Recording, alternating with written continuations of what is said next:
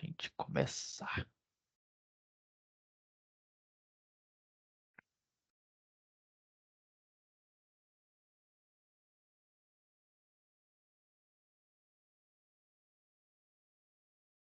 Beleza. Vamos lá então, pessoal. Bom dia a todos novamente. Vamos dar início aqui a mais uma aula do nosso curso. E hoje nós vamos aprender sobre delineamento em blocos casualizados.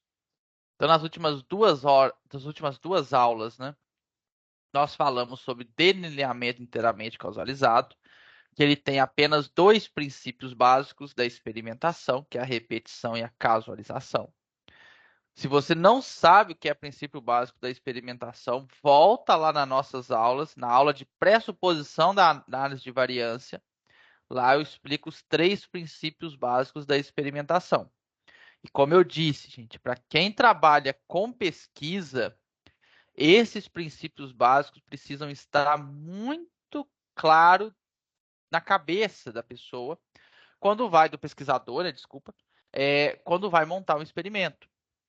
Porque esses princípios básicos são importantíssimos para o sucesso do seu experimento, principalmente os dois primeiros, repetição e casualização. Porém, tem situações que só repetição e casualização ainda vão deixar o seu erro experimental muito grande. E aí, nesses casos, a gente precisa adicionar o terceiro princípio básico, que é o controle local. E no momento que a gente adiciona o controle local, a gente sai no delineamento inteiramente causalizado para um delineamento em blocos causalizados.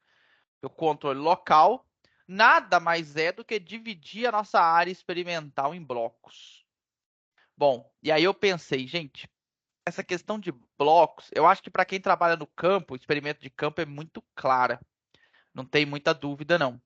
E aí a gente vai trazer exemplo aqui. Mas para quem é de outras áreas, às vezes fica bem difícil falar, putz, mas a minha área, será que eu precisava dividir? Será que eu tenho alguma coisa? E aí eu fui pensando assim em outras áreas, como que a gente poderia trabalhar essa questão dos blocos. Então eu vou fazer o seguinte aqui, porque eu acho que o mais importante da aula de hoje, essa parte teórica, né, é que vocês entendam é, o que é o bloco. Para que, caso vocês verifiquem que é válido ter bloco no seu experimento, você assim o faça e, consequentemente, melhore os seus resultados, né? Quando realmente esse bloco é necessário. Então, nós vamos fazer o seguinte, pessoal. Nós temos aqui uma área experimental. Independente do que seja a área, e por isso que eu vou trazer vários exemplos aqui, tá? Vou começar com o pessoal da saúde. Então, vamos lá. Você vai montar um experimento onde você vai avaliar várias pessoas.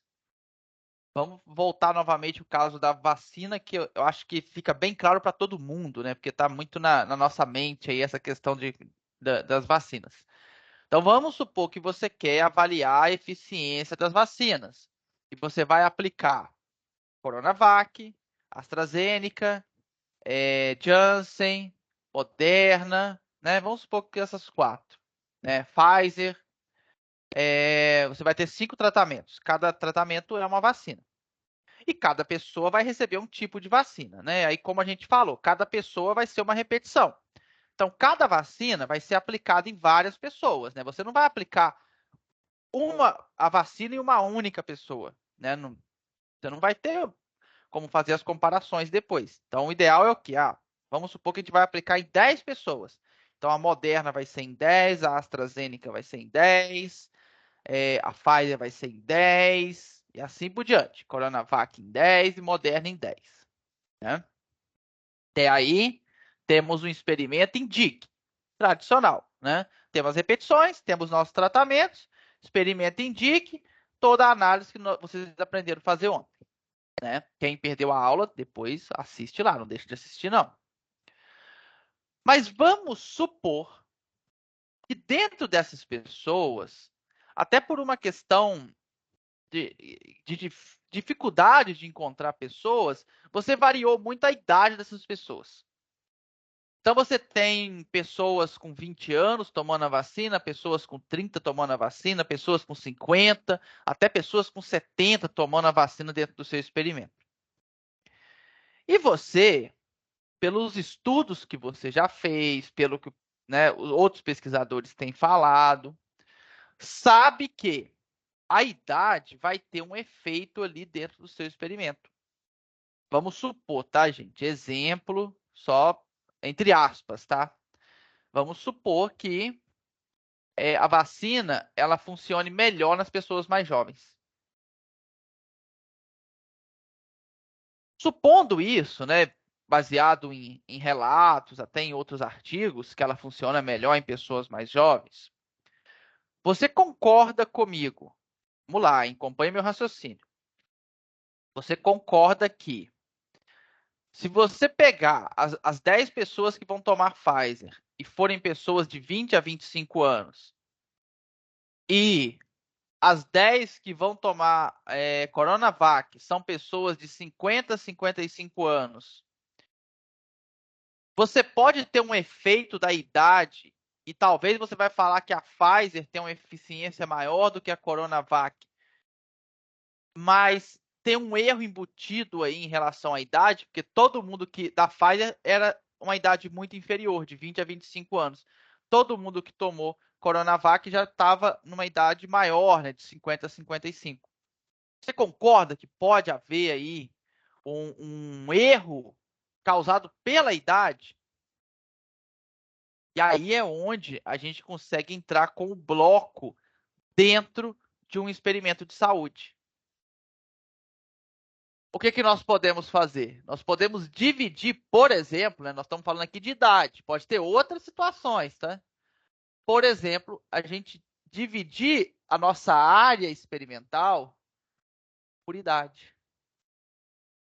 Então, pode ser que eu queira trabalhar, por exemplo, com 3 faixas de idade. Deixa eu escrever aqui. Bom, vamos colocar aqui então. O primeiro grupo serão pessoas de 20 a 30 anos. Legal. O segundo grupo serão pessoas de 30 a 40 anos. E o terceiro grupo, pessoas de 40 a 50 anos. Léo, como que funciona essa questão do bloco? Beleza, dividir aqui. Então, vamos supor que esse é o meu bloco. O meu bloco aqui, nesse caso, é a faixa de idade. Eu tenho um bloco de pessoas de 20 a 30, eu tenho um bloco de pessoas de 30 a 40, eu tenho um bloco de pessoas de 40 a 50. Eu vou trabalhar nessas faixas de idade. Para mim tá bom trabalhar dessa forma, e eu acredito que dividindo em 10 anos, o efeito, eu já vou conseguir reduzir bastante o efeito. Ah, Léo, o ideal seria de ano em ano? Talvez o ideal seria pegar pessoas realmente da mesma idade. Mas a gente sabe que isso não é tão simples assim, né? Então, se você já consegue quebrar de 10 em 10, já melhora bastante. Ah, de 5 em 5, eu consigo de 5 em 5, Léo. Opa, melhor ainda. Ah, eu consigo de 2 em 2. Opa, melhorou demais, né? Mas a gente sabe a dificuldade que isso é. Então, vamos supor aqui 10 em 10. Para que isso daqui seja configurado realmente como um bloco, isso é importante. Gente, aqui o exemplo de saúde, depois eu vou trazer das outras áreas, mas tentem entender o conceito, tá? Que esse conceito de bloco é muito importante. Eu vejo as pessoas com muita dúvida em relação a ele. Para que isso daqui seja considerado um bloco, todos os tratamentos precisam estar aqui dentro. Então, se eu vou aplicar Moderna, tem que estar aqui. Pfizer tem que estar aqui. Coronavac tem que estar aqui. Janssen tem que estar aqui. E AstraZeneca tem que estar aqui. Ou seja, na faixa de 20 a 30 anos, eu preciso ter pessoas, ou pelo menos uma pessoa, que receba cada uma dessas vacinas. Então, uma pessoa recebe a Moderna, uma recebe a Pfizer, uma recebe a Coronavac, uma recebe a Janssen, outra recebe a AstraZeneca, pessoas de 20 a 30 anos. Faço a mesma coisa de 30 a 40. Então, vou ter uma pessoa recebendo Moderna, uma recebendo Pfizer, uma recebendo... Pode ser uma ou mais, se você conseguir mais. Melhor ainda, né? Mas se não conseguir, pelo menos uma. Mesma coisa de 40 a 50. Moderna, Pfizer, Coronavac, Janssen e AstraZeneca. Então, gente, o que é um bloco? Olha o conceito de bloco. Bloco é uma área homogênea, o mais homogêneo possível do seu todo experimental, da sua área experimental, mais homogêneo possível, onde você consegue alocar todos os tratamentos. Então não adianta eu dividir isso daqui em blocos, se, por exemplo, aqui eu não vou avaliar a Janssen, aqui eu não vou avaliar a Pfizer, aqui não vou avaliar a Moderna, aí você já começa a bagunçar o sistema. Então, experimento em bloco. Cada bloco tem que ser o mais homogêneo possível. Como que nós homogeneizamos aqui, nesse nosso exemplo? Através da idade. Então, eu peguei um grupo de pessoas, eu peguei toda a minha área experimental, que são todas as pessoas que eu vou avaliar no meu experimento. E dividi aquele grupo de pessoas em três. Opa, você que tem de 20 a 30, vem aqui, vem para o lado esquerdo. Você de 30 a 40 aqui no meio, você de 40 a 50 lá do lado direito. Dividi vocês em três grupos. E agora, dentro desses três grupos, você vai aplicar as vacinas. Ok? Isso é muito importante, porque na hora da gente montar a nossa análise dentro do R, ou qualquer outro software, tanto, não precisa ser o R, essa idade vai vir como bloco, uma coluna chamada bloco, onde nós vamos pegar todo o erro experimental que iria acontecer se você não dividisse em bloco. Ele vai lá no resíduo, pega parte do seu resíduo e leva para o efeito de bloco. Ou seja, você diminui o efeito residual. Ou seja, você diminui o erro do seu experimento. Aquilo que eu falei lá no início. Vai que você faz um DIC e, por sorteio, todo mundo que quer receber a AstraZeneca caiu aqui de 20 a 30. Todo mundo que quer receber Pfizer caiu de 40 a 50. E aí você vai falar que a AstraZeneca é melhor do que a Pfizer, mas talvez não. Foi só um efeito de idade. E você não consegue pegar esse efeito de idade porque você não dividiu em blocos. Ok? Então, esse é um ponto muito importante. Bom, esse é um exemplo. Vamos para o próximo. Né? Como eu disse, o objetivo é que vocês consigam pegar essa parte do bloco. O resto da aula muda pouca coisa em relação ao DIC, mas o bloco é interessante. Vamos supor agora que você trabalha em laboratório. Você trabalha com equipamentos laboratoriais. Engenharia química, mais engenharias, né, de um modo geral. Química, elétrica, petrolífera.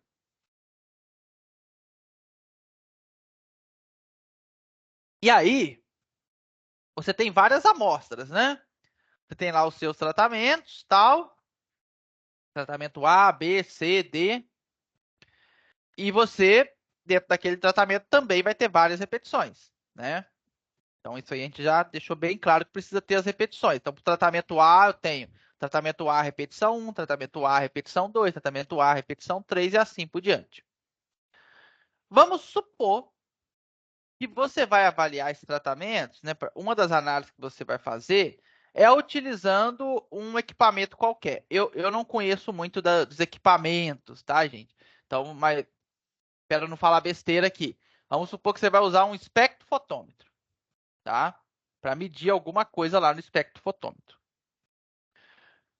Porém, o seu número de amostras é muito grande. E aí você não vai conseguir fazer tudo em um único espectrofotômetro.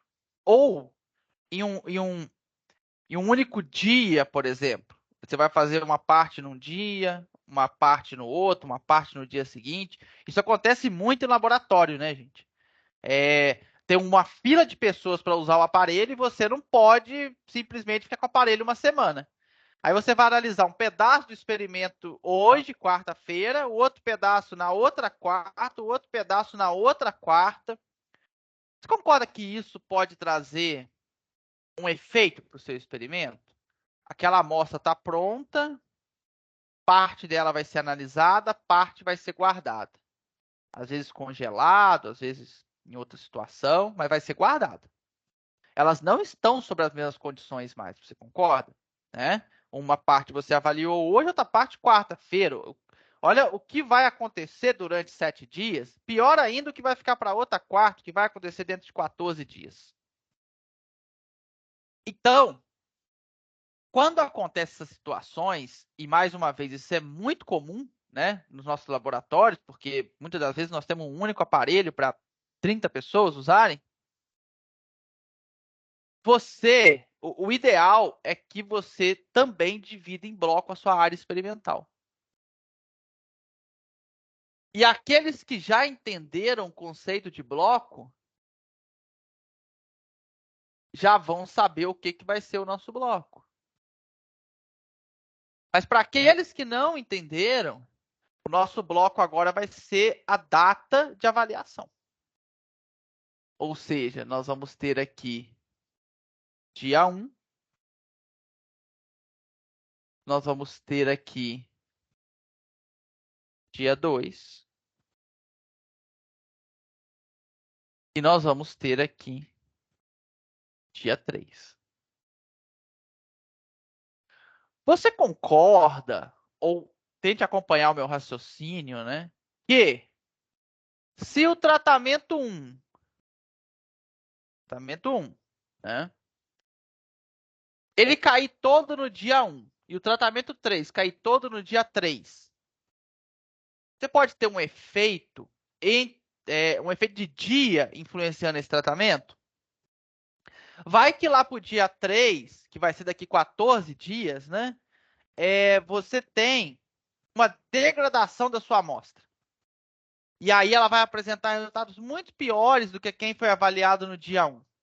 E aí você vai falar que o tratamento 1 é melhor que o tratamento 3. Mas será que ele é mesmo?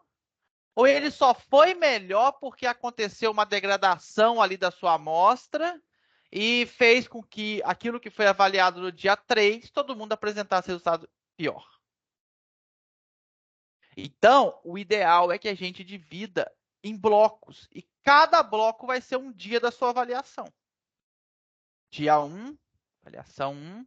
Dia 2, bloco 2. Dia 3, bloco 3. E aí, aqui dentro, você tem que ter todos os tratamentos. T1, opa, aqui, né? T1, T2, 3, T4. No dia 2, vai ter todos os tratamentos também. T1, T2, T3, T4. No dia 3, todos os tratamentos também. T1, T2, T3 e T4. Assim, eu minimizo o risco de, por exemplo, a degradação da amostra, estou dando um exemplo, tá, gente? Igual eu falei, eu conheço pouco de laboratório. Pode ter outros problemas, né, com a amostra. Mas vamos supor que é a degradação. Eu minimizo o efeito da degradação. Por quê? Agora, no dia 1 foram todos avaliados, então não teve degradação nenhuma nesse bloco 1. O bloco 2 já vai ter uma degradação, mas eu vou ter em todos os tratamentos. O bloco 3 tem uma degradação maior ainda, mas eu tenho em todos os tratamentos. Na hora que eu rodar a análise, não tem problema. Por quê? Eu não vou ter um beneficiamento, né, de um tratamento ou o contrário, né? Algum tratamento ser prejudicado. Porque todos estão sendo avaliados sobre as mesmas condições. O que não está sendo avaliado sobre as mesmas condições é o bloco, mas isso aí não tem problema. Mais uma vez, qual que é o conceito de bloco? Que dentro do bloco seja homogêneo e contenha todos os tratamentos. E isso nós temos. Dentro do bloco está homogêneo e contém todos os tratamentos. Entre blocos pode ser heterogêneo, não tem problema nenhum. Tá? Por quê? Porque esse efeito vai ficar no efeito de bloco, não vai interferir na nossa análise. Agora, quando eu levo todo esse efeito, eu não divido em blocos, faço o experimento em DIC e levo todo esse efeito para o DIC, aí sim vai tudo para o resíduo, seu resíduo fica enorme e, consequentemente, você não acha diferença estatística entre os tratamentos, muito mais por um erro na montagem do seu experimento do que propriamente dito que os tratamentos não têm diferença estatística. Tá? Bom, vou trazer o exemplo 3 agora, hein? Para ver se a gente consegue fixar bem aí esse conceito de blocos. Exemplo 3, quem trabalha em casa de vegetação. Casa de vegetação é um perigo também, porque as pessoas acham que casa de vegetação é 100% homogênea e tem um monte de casa de vegetação mal construída que não tem homogeneidade lá dentro. E a maioria das vezes é erro de construção. Um erro muito comum de construção. Construir a casa de vegetação, pouco tempo depois meter um prédio aqui. Um pedaço dessa casa de vegetação. Ou seja, aqui, essa área aqui, pega sol apenas 4 horas por dia. Essa área aqui pega sol o dia inteiro. Se você considerar que essa casa de vegetação é toda homogênea, pode ser que alguns dos seus tratamentos caiam todos aqui, outro tratamento caia todo aqui, e você pode acontecer de ter uma diferença entre os tratamentos, mas não a diferença porque eles realmente foram diferentes. Uma diferença porque um teve mais luz que o outro. E para quem trabalha aí com biologia, né, com plantas, animal não sei se tem um efeito tão grande, mas em planta é gigantesco, né, o efeito da luz. Se tem plantas que recebem mais luz, na maioria das vezes, né? Tem algumas espécies que talvez prefiram receber menos, mas na maioria das vezes querem a planta que recebe mais luz, ela desenvolve melhor. E aí o tratamento que caiu na luz, você vai falar que é melhor do que o que caiu na parte sombreada. E talvez não é, foi só um efeito de luz e sombra. E aí, o que, que você tem que fazer? Você que já entendeu o conceito, dividir em bloco. Eu vou pegar minha casa de vegetação, aqui é um bloco, aqui é um segundo bloco. Ou melhor ainda, para quem consegue, né, fazer, eu vou ter um bloco aqui, 100% na sombra, eu vou ter um bloco meio que intermediário aqui, porque vai ter vamos dizer, uma área intermediária, né, dessa sombra. Não tem um corte preciso ali. E um bloco a todo sol. 3 blocos. Então, como que seriam os nossos blocos? Sombra,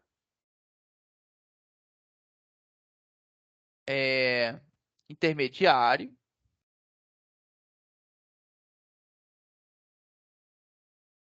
e aqui luz total. Um exemplo, né, gente?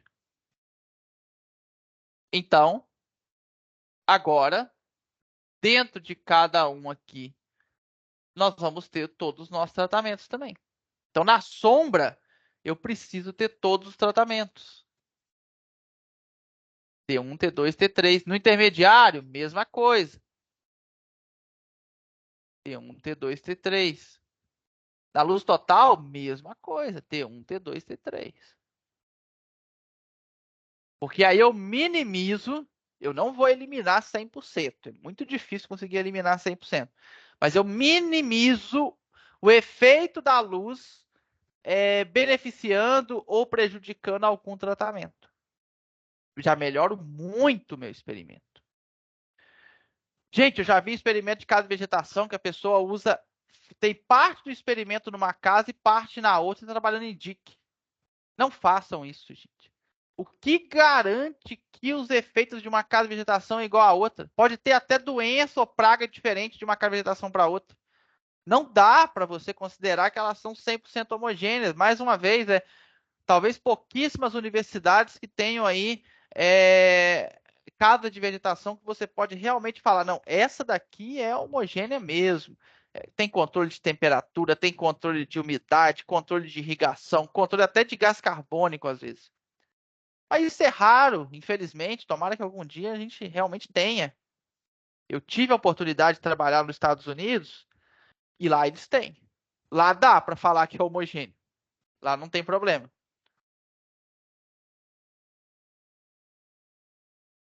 A gente levava não é nem galão, né? Eu não sei nem como é que chama, aqueles botijão grandão de gás carbônico lá para dentro, para ir passando dentro do experimento. Era um experimento hidropônico, né, na época. É, controle absurdo, assim. Então, tranquilo, né? Temperatura sendo medida, tal, irrigação, tudo muito bem feito, mas infelizmente isso não é a nossa realidade ainda. Tomara que um dia seja. Então, nós temos que tomar cuidado. E o quarto exemplo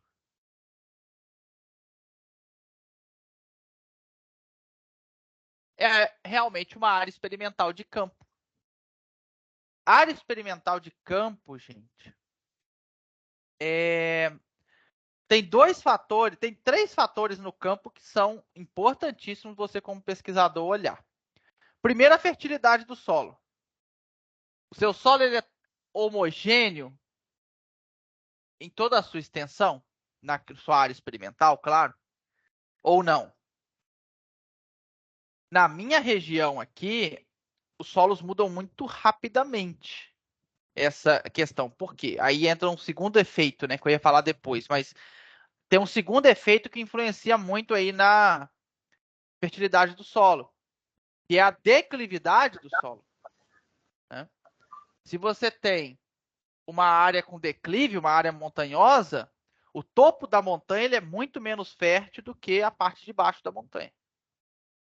Então vamos supor que isso daqui seria um corte de uma montanha, né? Aí vamos supor que você está vendo de cima, tá? Seria uma visão de cima. Aqui é o topo, aqui é o meio e aqui é o fundo, né? O vale da montanha. Aqui é muito mais fértil do que aqui, né? Quem é da área sabe. Vai ter erosão que acontece, tem lixiviação, né? A chuva quando vem lava os nutrientes daqui para cá. Então eu tenho uma diferença muito grande de fertilização. A não ser que eu corrija isso via adubação, mas é difícil corrigir, né? Porque normalmente é uma diferença bem grande. É, é muito mais fácil dividir em blocos do que tentar corrigir. Então, eu preciso dividir a minha área em blocos. Como que eu vou dividir em blocos? Eu vou ter um bloco no topo da montanha, eu vou ter um bloco no meio da montanha, eu vou ter um bloco no vale ou no fundo da montanha, né? Léo, eu estou no Mato Grosso, aqui é tudo retinho, não tem uma montanha. Fertilidade muito igual, preciso de bloco? Talvez não, talvez. Porque tem um terceiro ponto que a gente tem que tomar muito cuidado. Irrigação. As pessoas negligenciam o efeito da irrigação no experimento. E aí a pessoa faz o quê? Ela coloca um aspersor aqui no meio da área experimental. E o aspersor ele roda como? Em círculo. Aí ele molha muito bem essa área aqui, essa daqui molha mais ou menos, essa daqui molha mais ou menos, né? Aí o cara considera o experimento homogêneo. E na verdade está tendo um efeito da irrigação gigantesco ali em cima dele. Então tomar muito cuidado, porque às vezes o problema não é o solo, o problema é o que você vai fazer depois de práticas culturais, principalmente a irrigação.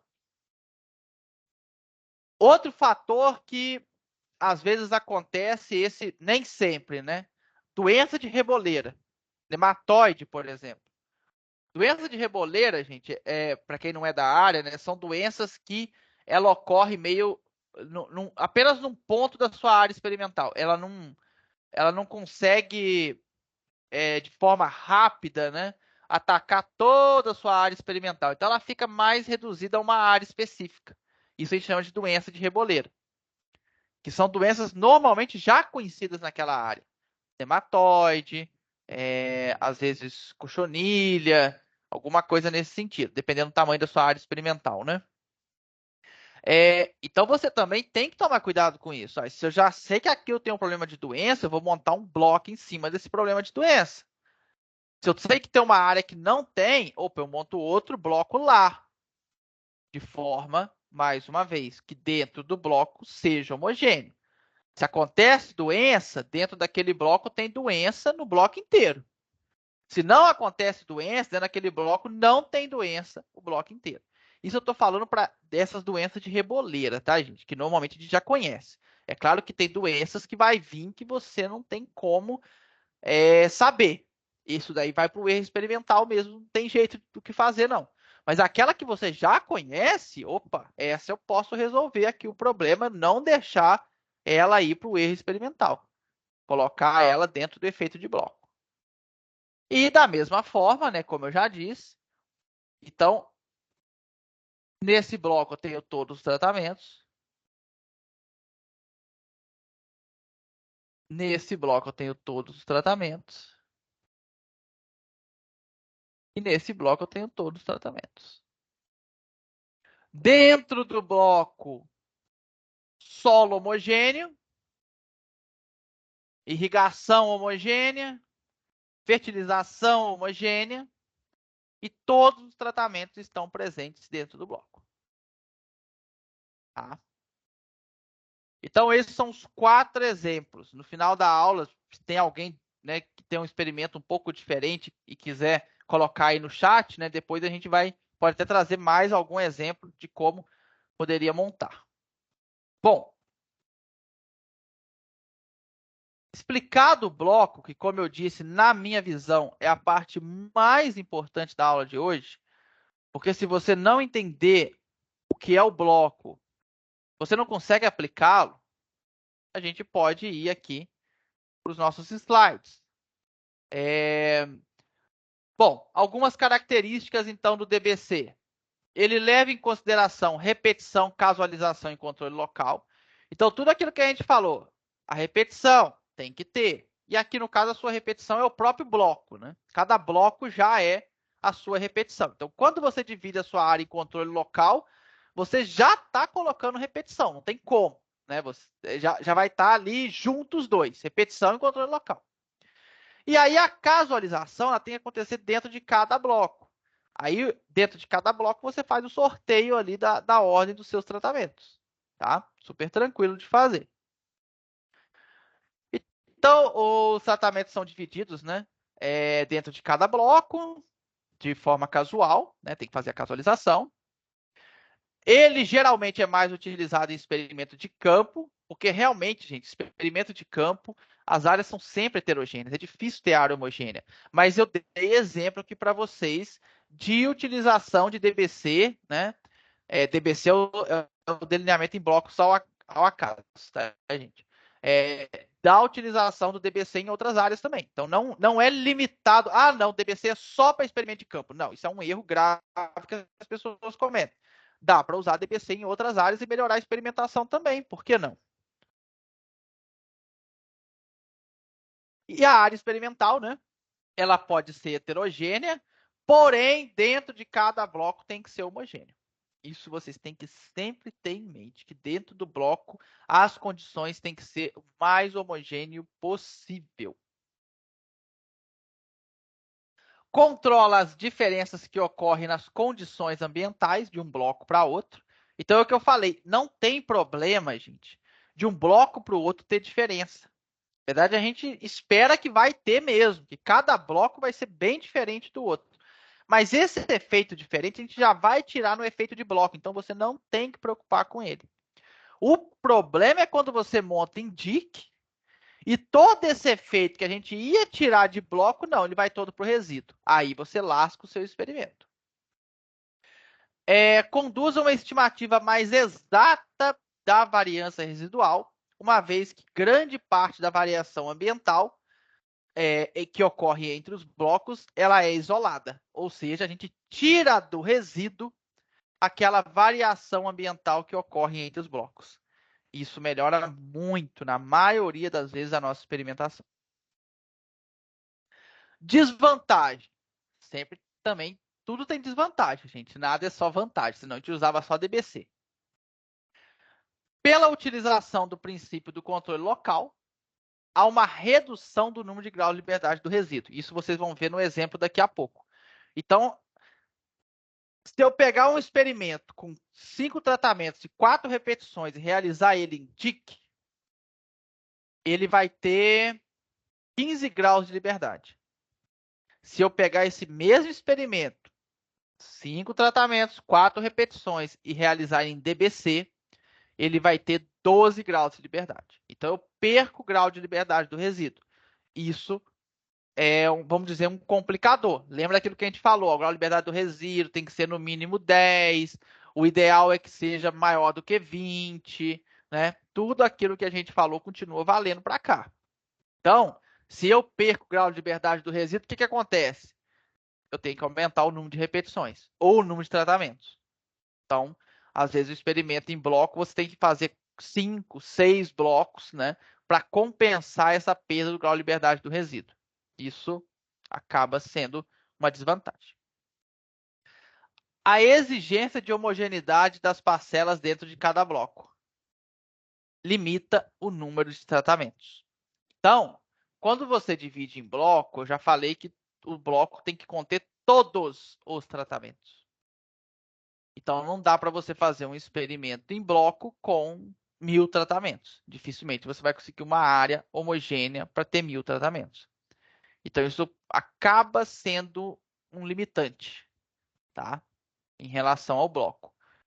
Infelizmente, gente, a gente não tem muita saída. Por exemplo, né, eu vou dar o exemplo aí dos experimentos da empresa. Às vezes, no mesmo experimento, nós temos lá 700, 800 tratamentos. Não tem jeito. Eu tenho que fechar o olho e falar que aquela minha área é homogênea para montar o bloco.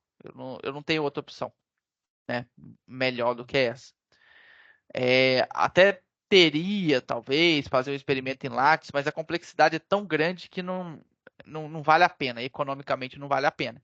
Então a gente fecha o olho, torce para a área ser homogênea e é claro que tenta escolher áreas mais homogêneas possível e deixa rolar. Infelizmente não dá para ter tudo, né, dentro de um experimento quando esse experimento é muito grande. Bom, vamos trazer o nosso exemplo então. É o mesmo exemplo da aula de DIC. Só que agora, em vez do experimento ter sido realizado em DIC, ele foi realizado em DBC. Né? Então, as nossas repetições agora são blocos. Nós pegamos a nossa área, dividimos ela em 2 blocos. No bloco 1, tivemos a variedade A, B e C. No bloco 2, tivemos a variedade A, B e C. Então, como que a gente calcula o grau de liberdade? Grau de liberdade do tratamento, sempre a mesma coisa. Número de tratamentos menos 1. Então, temos 3 tratamentos, menos 1 igual a 2. Grau de liberdade de blocos é o número de blocos menos 1. Então, eu tenho 2 blocos, menos 1 igual a 1. Grau de liberdade total é o número de parcelas menos 1. Nós temos quantas parcelas experimentais? 6, né? Tenho 3 variedades, 2 repetições, 3 vezes 2, 6, né? São os 6 valores que vocês estão vendo aqui na tela. Então, o grau de liberdade total é 6 menos 1 igual a 5. Grau de liberdade do resíduo. Grau de liberdade total, menos grau de liberdade do tratamento, menos grau de liberdade do bloco. 5 menos 2 menos 1 igual a 2. Antes, nós tínhamos 3 graus de liberdade do resíduo. Se você pegar lá a mesma aula de DIC, agora a gente só tem 2. Então, a gente perdeu mais um grau de liberdade ainda do resíduo. É o que a gente falou. Vai ter perda de grau de liberdade. Se você montar o mesmo experimento em DIC, em DBC, o experimento em DIC tem mais grau de liberdade do resíduo. O experimento em DBC tem menos. E aí temos as somas de quadrado. Soma de quadrado não vai mudar muita coisa, tá, gente? A correção é a mesma coisa. É o somatório de xi ao quadrado dividido pelo número de parcelas. Então, 70 mais 63 mais 68, somo todo mundo, eleva ao quadrado, dividido por 6, que é o nosso número de parcelas. Isso dá um total de 26.800,17. Soma de quadrado total. Eu elevo cada parcela ao quadrado, soma essas parcelas e subtrai a correção, chegando no valor aqui de 134,83. Soma de quadrado de tratamento. Continua a mesma fórmula, não mudou nada, tá, gente? É 1 sobre a repetição somatório do total de tratamento ao quadrado. Então, o número de repetições são 2, então 1 sobre 2. Total do tratamento, eu tenho que somar, né? 70 mais 75, 63 mais 61, 68 mais 64. E aí a gente chega, 145 ao quadrado, mais 124 ao quadrado, mais 132 ao quadrado. Menos a correção, chegamos no valor de 112,33. E a novidade aqui é a soma de quadrado de blocos, que vai ser o quê? 1 sobre o número de tratamentos, somatório do total de blocos ao quadrado menos C. Então, agora eu tenho que achar o total do bloco. Então, eu pego aqui, somo 70 mais 63 mais 68, 75 mais 61 mais 64. E aí, nós vamos ter o seguinte, 1 sobre 3 vezes 201 ao quadrado mais 200 ao quadrado menos a correção. Eu chego em 0,1633. Essa é a nossa soma de quadrado de blocos. E a soma de quadrado do resíduo é a soma de quadrado total menos a soma de quadrado de tratamentos menos a soma de quadrado de blocos. Chegamos aqui em 22,32. O que a gente espera, pessoal? Aí, se a gente montasse o mesmo experimento em DIC DBC, isso na prática não é possível, tá, gente? Não tem como a gente montar o mesmo experimento, né? Mesmo que a gente monte igual, vai ter efeitos diferentes em cima deles. Mas, de forma de exemplo, né, se a gente conseguisse montar o mesmo experimento, o que se espera é que o que vai acontecer é que a soma de quadrado do resíduo do experimento de bloco ela é menor do que a soma de quadrado do resíduo do experimento indique. Na verdade, essa soma do experimento indique, ela vai ser o somatório da soma de quadrado de blocos com a soma de quadrado do resíduo. Se você somar essas duas aqui e você voltar lá na aula de DIC, esse valor vai ser igual à soma de quadrado do resíduo do experimento indique. Ou seja, quando eu realizo o experimento em bloco, toda a soma de quadrado de blocos eu tirei lá do resíduo. Eu melhorei o meu experimento, de uma maneira geral. E isso é muito importante. Quadrado médio agora. Quadrado médio de tratamento é a soma de quadrado de tratamento dividido pelo grau de liberdade de tratamento. Não mudou nada em relação ao que nós fizemos na aula de quinta-feira passada. 112,33 dividido por 2 igual a 56,16. Quadrado médio de blocos é a soma de quadrado de blocos dividido pelo grau de liberdade de blocos. 0,1633 dividido por 1, né, igual a 0,1633. Quadrado médio do resíduo, 22,30. Desculpa. Soma de quadrado do resíduo dividido pelo grau de liberdade do resíduo. 22,32 dividido por 2 igual a 11,16. E o teste F para tratamento, é o quadrado médio de tratamento dividido pelo quadrado médio do resíduo. 56,16 dividido por 11,16, a gente chega no valor de 5,03. E podemos fazer também, os softwares, a maioria não dá esse valor não, mas a gente pode fazer o F de blocos. Quadrado médio de blocos dividido pelo quadrado médio do resíduo. 0,16 dividido por 11,16 igual a 0,01. Então, esse é o quadro da análise de variância. A hora que a gente fizer amanhã toda a parte prática, é esse quadro que vai aparecer para a gente. Fonte de variação, bloco, tratamento, resíduo e total, grau de liberdade para cada uma das fontes, soma de quadrados, quadrado médio e teste F. Quais são as conclusões? Vamos lá. Conclusão para o efeito de tratamento. Tratamento, aqui, ó. O F tabelado para 2 graus de liberdade, né, que seria o grau de liberdade do resíduo, e 2 graus de liberdade de tratamento é 19. Portanto, F calculado é menor que o F tabelado, ou seja, não rejeita essa hipótese H0. Dessa forma, aqui no nosso experimento, né, os nossos tratamentos são estatisticamente iguais, porque o nosso F foi 5,03 e o F tabelado foi 19.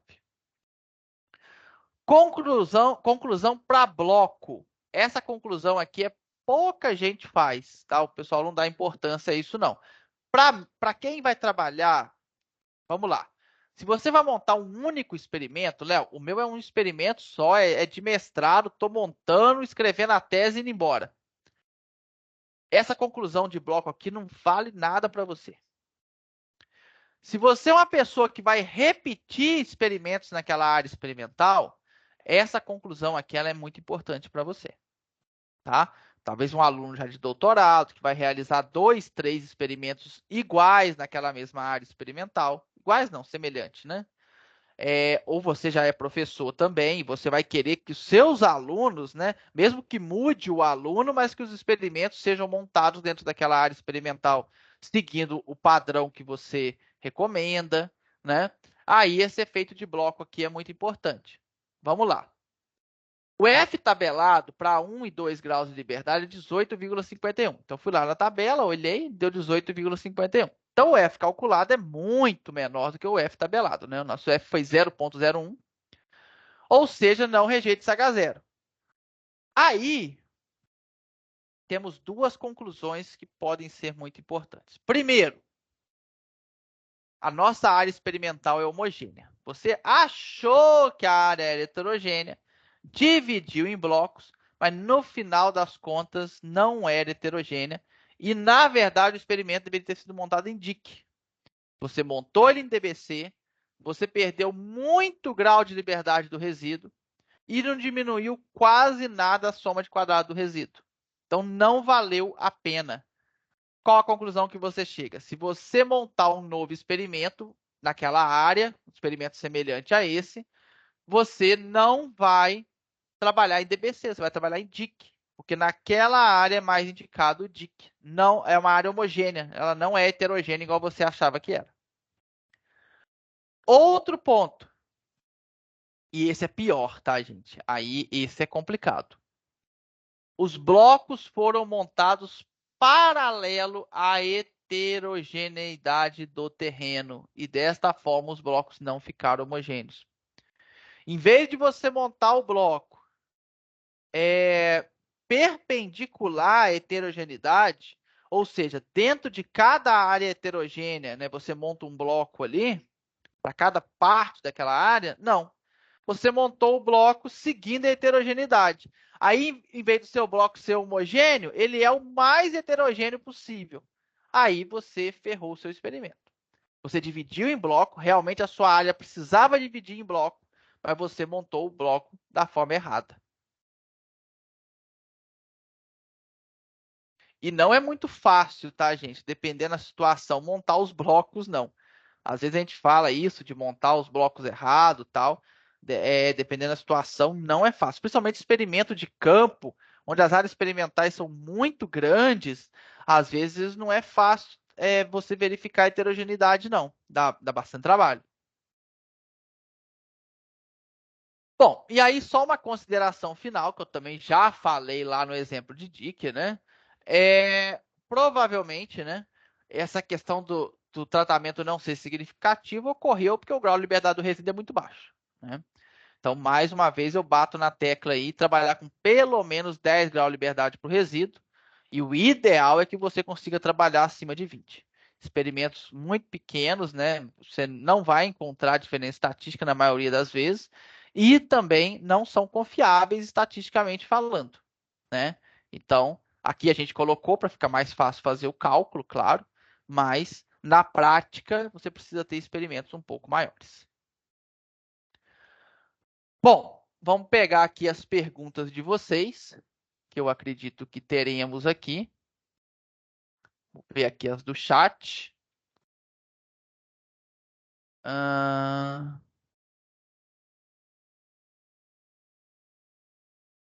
Vamos lá. Bom dia. Que o sinal está chegando com muitos cortes. Vocês poderiam. Quando for assim, pessoal, fala, tá? Abre o microfone, porque eu não consigo olhar o chat junto com a apresentação, tá? Aí vocês podem falar. Provavelmente foi problema aqui, né? Na minha internet. Mas foi lá no inicinho, né? Pelo jeito.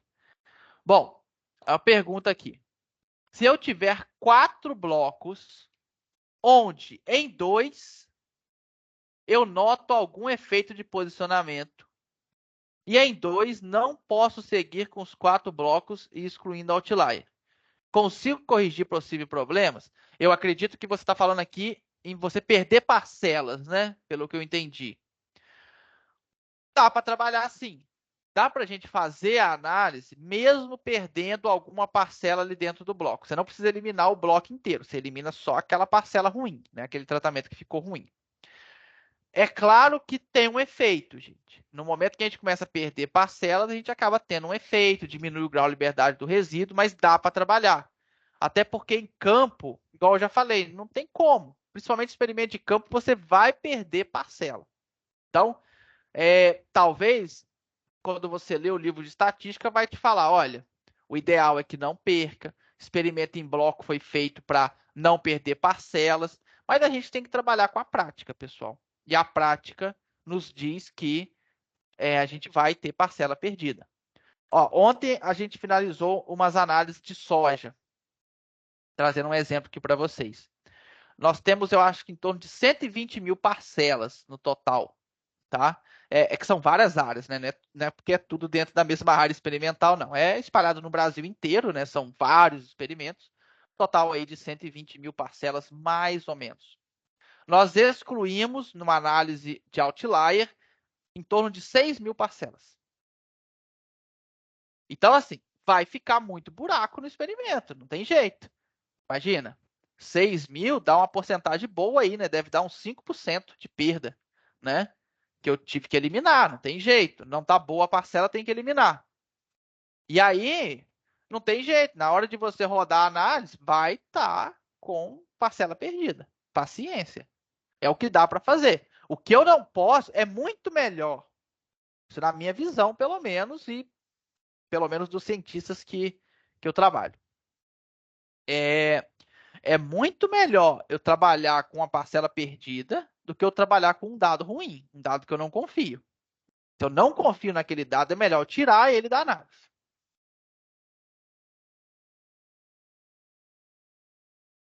Bom, perguntas, pessoal. Aqui no chat era só essa mesmo.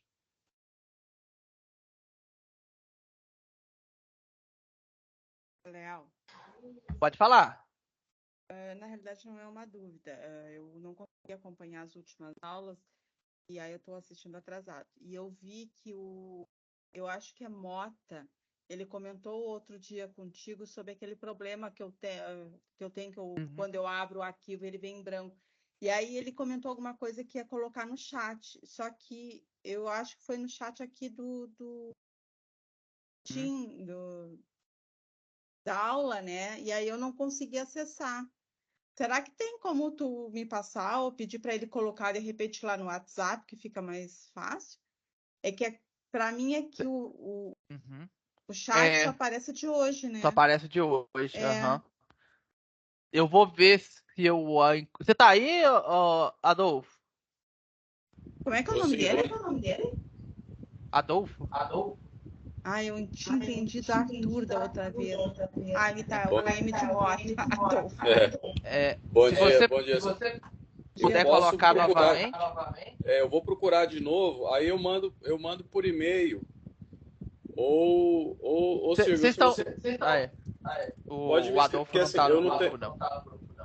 eu não uso WhatsApp. Uhum. Ah, tá. Eu vou te passar meu e-mail aqui no chat, então, Ó, pode eu ser? coloquei no chat aqui, ó, pode escrever para mim, que aí eu procuro lá e te devolvo. Tá bom, obrigada. Faço isso agora. Nada. Tá, muito obrigada. Tomara que dê certo, Silvia, Com essa certeza. solução. O Léo, Oi.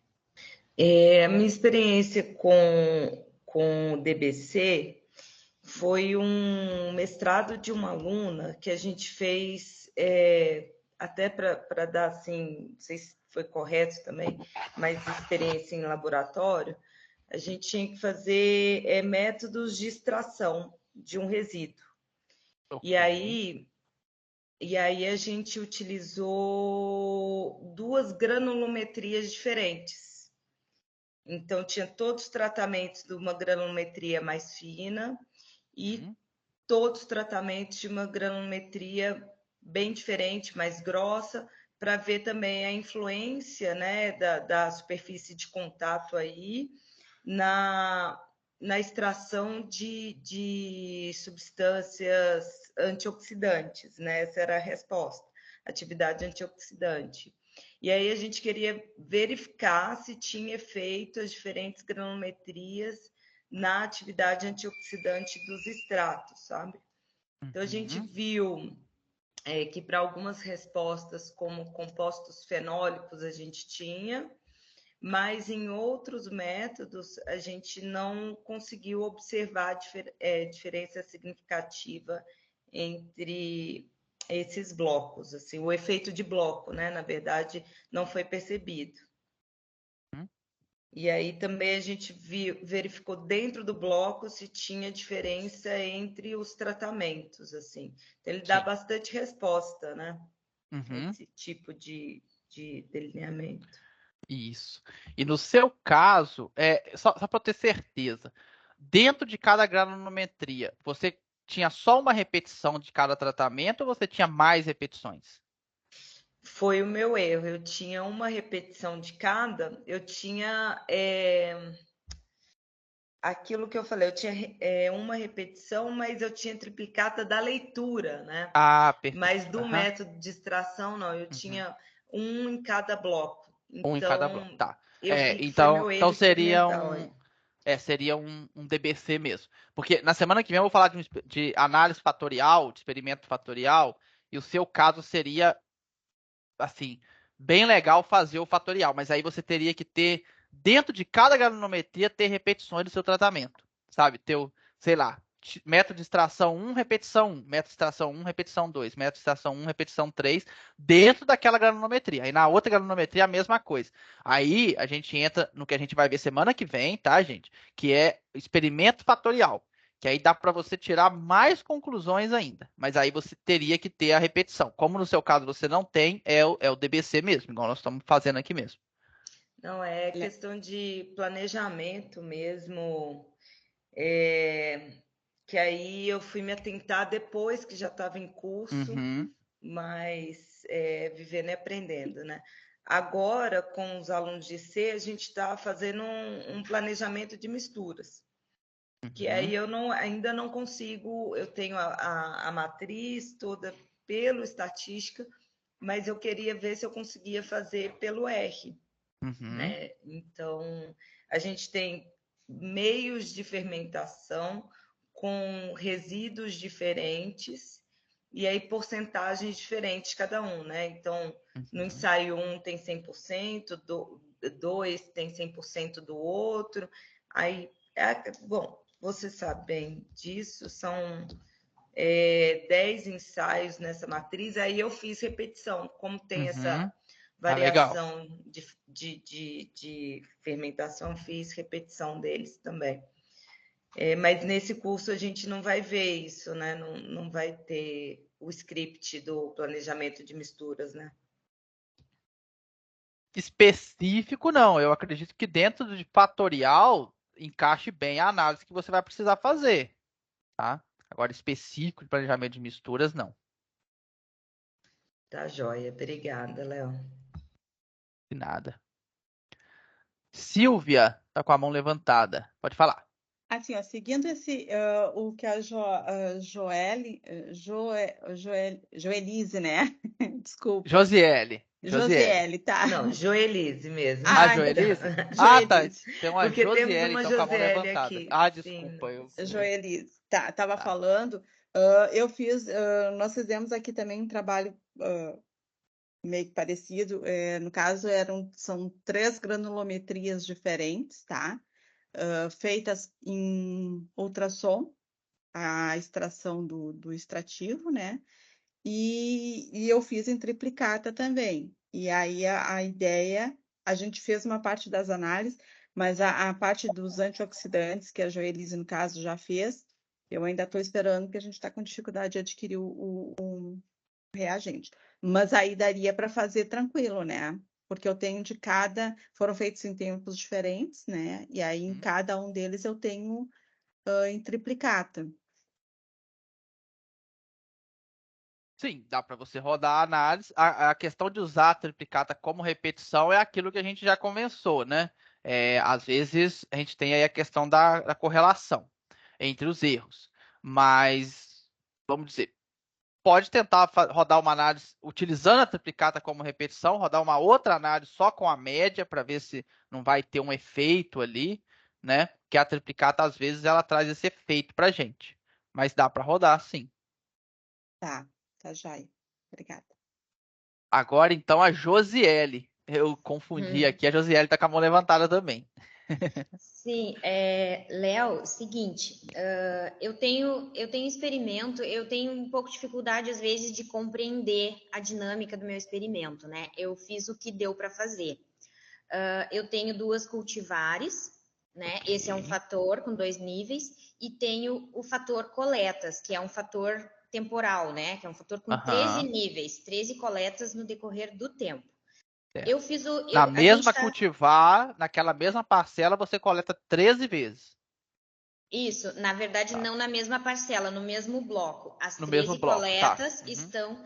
E a minha parcela é uma repetição. Eu não tenho uma parcela com repetições dentro dela. Eu tenho uma parcela que é uma repetição.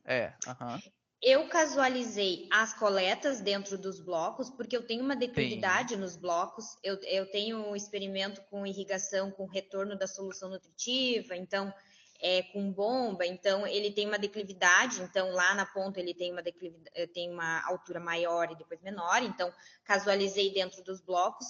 Por uma questão de estrutura, eu tenho 4 blocos no centro da estufa. É uma estufa pequena, mas mesmo assim tem um bom espaço nas laterais.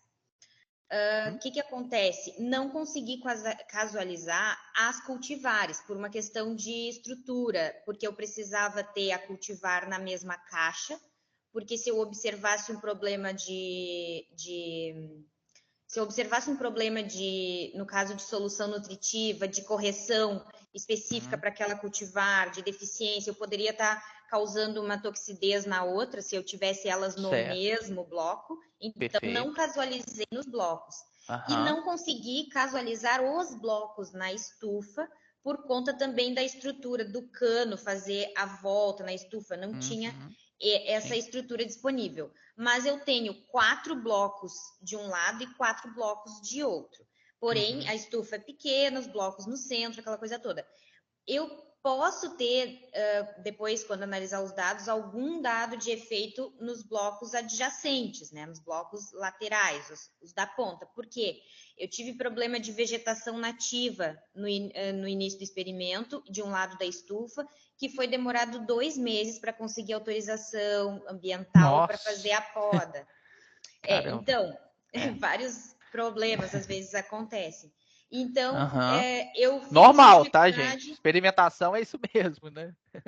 Eu fico com dificuldade, às vezes, de entender essa dinâmica, porque a gente está acostumado a trabalhar lá com parcelas, com repetições dentro das parcelas. Como a questão de coleta é um nível, é um fator temporal, é um pouco diferente para mim, né? Mas, em princípio, eu fiz o que pude, acredito, né? Parece que sim. Primeiro, pode terminar. Tá, e aí dentro dessas coletas que eu tenho, né, que são as parcelas, são as coletas, né? Então a cada coleta eu coleto em todos os blocos, uma parcela por bloco, então eu tenho. Sim. E aí eu gostaria de saber se para ter mais repetições, aumentar o meu grau de liberdade, se eu posso sempre avaliar o somatório da coleta da vez, por exemplo, a coleta 3, eu vou avaliar ali, na hora de coletar ela, eu vou fazer o acumulado dela, né? E também da última, da coleta 13, que é uma coleta que permanece no experimento até o final. Sendo assim, eu tenho 4 blocos, teria 4 repetições. Sendo assim, se eu avaliasse também a coleta, a parcela 13, junto com a parcela da vez, eu teria 8 repetições e não 4. Isso dobraria meu grau de liberdade, eu acredito, enfim, aumentaria. Mas você não tem que destruir a sua parcela quando você avalia? Sim, a coleta é destrutiva. Mas aí como que você vai avaliar a parcela 13 junto, então? Para você avaliar, você tem que destruí-la. Não, no caso, avaliar o crescimento. A questão ali de coleta Ah, para tá. a parte de Hum. crescimento, né? As Entendi. variáveis de Só a crescimento. variável de crescimento. Ah, tá. Isso aí, para algumas variáveis, eu poderia utilizar 8 parcelas. E aí, para a variável de Pode. análise, daí não, né? Claro, porque eu não vou. Aham. Mas Sim, então eu posso não fazer vejo assim. problema, não. Isso aí E não. aí o meu. Porque a análise de cada variável ela é independente, né? Então, Uhum. não tem problema para algumas variáveis no seu experimento você ter 8 repetições e para outras você ter, talvez, 2, 3. Normalmente, variável de laboratório a gente tem menos repetições do que as variáveis na casa de vegetação. Porque muitas das vezes é caro, né? Avaliar isso em laboratório, a gente acaba.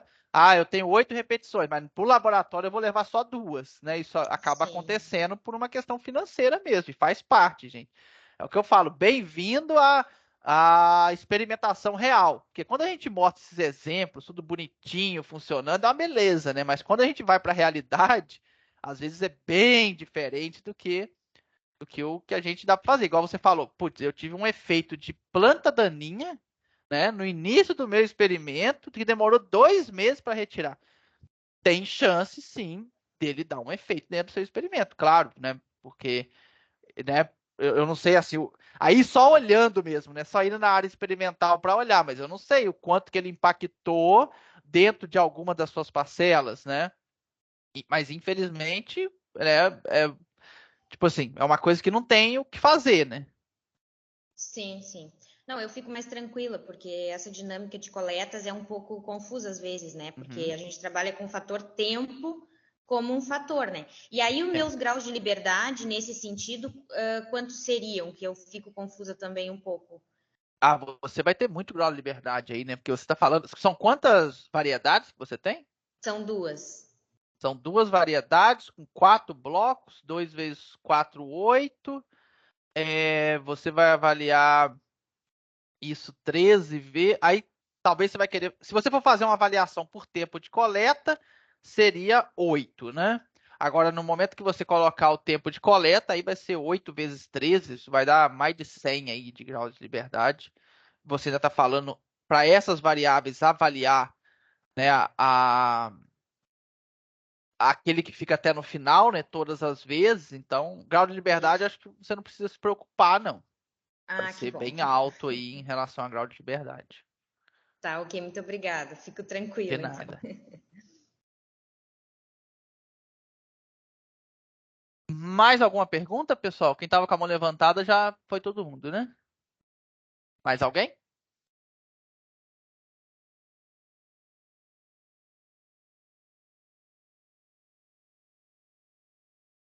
Bom, pessoal, se ninguém tem mais perguntas, então nós vamos finalizar a aula de hoje, né?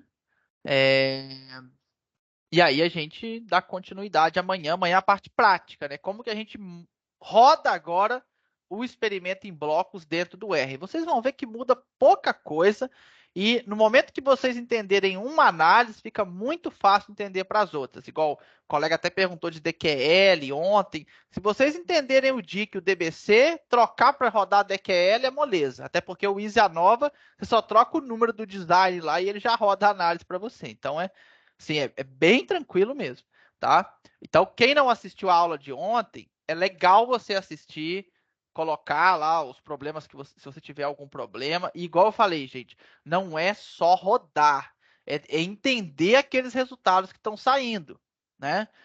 A gente tem que se preocupar muito mais em compreender os resultados, em explicar do que propriamente rodar. Rodar, dependendo, você paga alguém, roda a análise para você, se for, né, na pior das hipóteses. Mas a interpretação ela é muito importante. E às vezes nós temos muita dificuldade de interpretar. Na verdade, a maioria das vezes o problema é a interpretação e não rodar a análise. Porque rodar a análise, com o script pronto ali, você roda, né? Bom, pessoal, então, um excelente dia para vocês e nos vemos amanhã. Um abraço a todos.